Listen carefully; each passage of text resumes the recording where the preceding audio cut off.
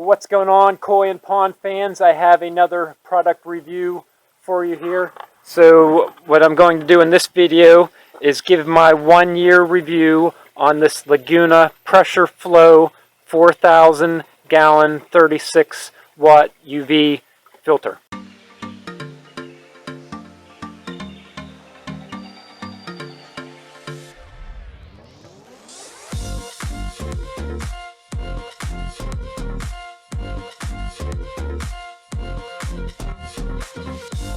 I'm going to start with what I don't like about the product, and if you are a frequent viewer of my YouTube videos, you know I did a review of this whenever I first bought it, and I had some negatives in that, so let's start with that.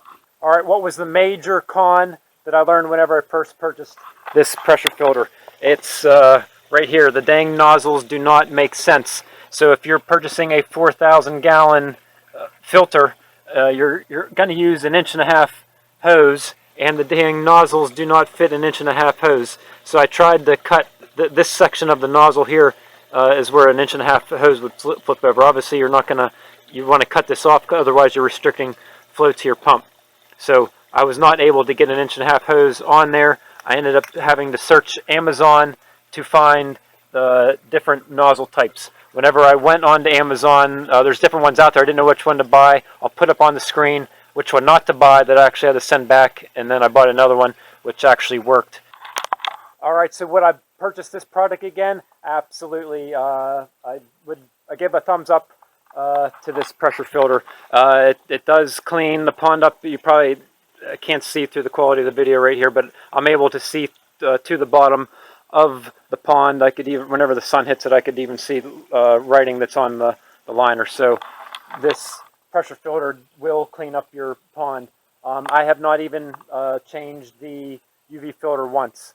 So what I'm also going to do here is we're going to go ahead and open up and give a first impression of how easy is it to maintain this filter. So I want to be able to make sure I could easily take that out and easily replace the 36 watt bulb that's in there. And I also want to be able to easily take the whole unit off and clean any filter that's in there. I just want to give a quick comparison to a pressure filter that you do not want to buy. And you can see I got bad water quality in here. You can only see maybe 6 inches to 1 foot underneath the water in here. And that's because I'm running these. Now these units were only about $100 each whenever I bought them, maybe up $150 or such. These are a pain in the butt to maintain, to take apart, and to clean. And the UV filter bulbs, and those are only 8 watt. Anytime it rains, the breaker trips because rain gets in there. So those are garbage. Do not buy those types of filters, even though that's less money. You want to spend more money and get a better unit. All right, so you're going to see it the first time as I do. What I'm going to do is shut off the pump and the filter and take this apart and show you what it looks like inside here. Okay, I wouldn't say it was easy to take apart, but it wasn't difficult either. First impressions, I am impressed. The UV bulb is pretty clear. We'll come back to that to see if it's easy to replace or not. So this pretty easily slides out. That's what it looks like inside. So there is, that's your biomedia filter in there.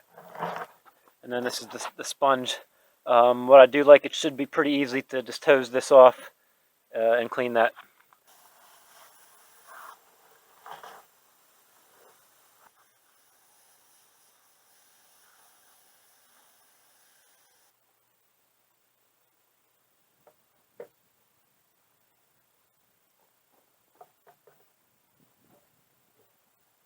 Now what I want to figure out is how easy is it to replace this 36 watt bulb that's in here. As I did not want to break it, I went ahead and read the directions as opposed to just trying to figure it out myself. So in order to replace the UV bulb, you need to unscrew the 4 screws that are on there, and we'll take it apart. So I'm going to start by gently cleaning the glass bulb there and clean a little bit around there. This is how you change the bulb. You take this screw right there, don't unscrew it, just 3 turns. You don't take it out the whole way. You twist the knob a little bit that way, this ring right here, and then it will lift up, and you could get in the inside the glass sleeve in order to replace the UV bulb that's in there. So I screwed the bulb back together, put it down in there. I'm going to screw the 4 holes back in, and the directions say do not turn, even whenever you turn the pump on, do not turn the UV filter on for at least 24 hours. All right, put everything back together, turn the pump on, everything's working, no leaks. So I'm impressed with that. Let's just go over some other features.